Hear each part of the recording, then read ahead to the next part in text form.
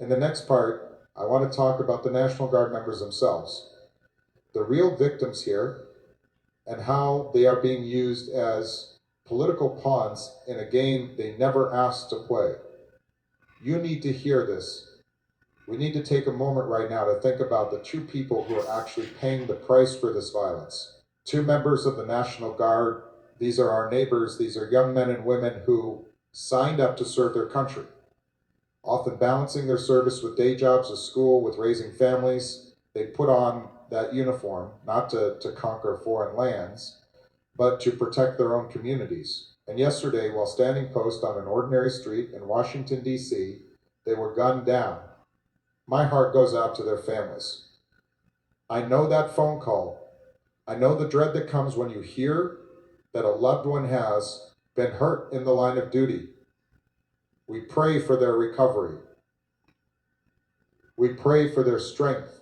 But prayers alone are not enough when the leadership in the White House decides to use their pain as a political weapon.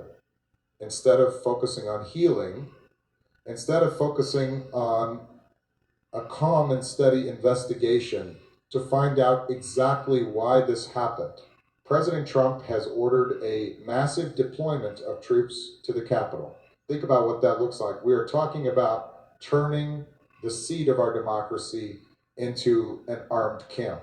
When you walk through DC now, you don't feel the openness of a free society.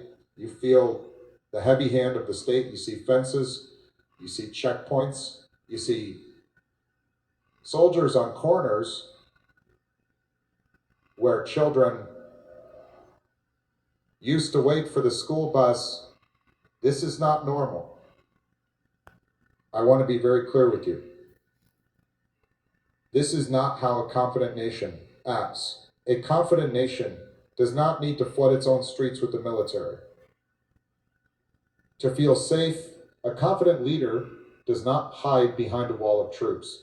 By flooding the zone with more soldiers, the administration is sending a message that they have lost control. They are trying to look strong for the cameras, but in reality, they are showing us just how afraid they are. And here is the tragedy of it all. Those troops, they deserve better.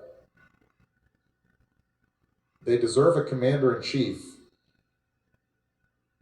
who views them as human beings, not as props for a press conference. When you deploy the National Guard, you are taking people away from their jobs and their families.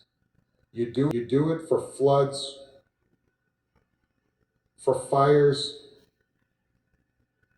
for genuine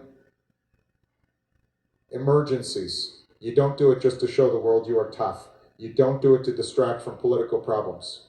We are seeing the militarization of our daily lives. And when you treat your own capital city like a battlefield, eventually people start to believe they are at war. That is dangerous. That creates an atmosphere where everyone is on edge, where trust breaks down, and where violence becomes more likely, not less. We are better than this.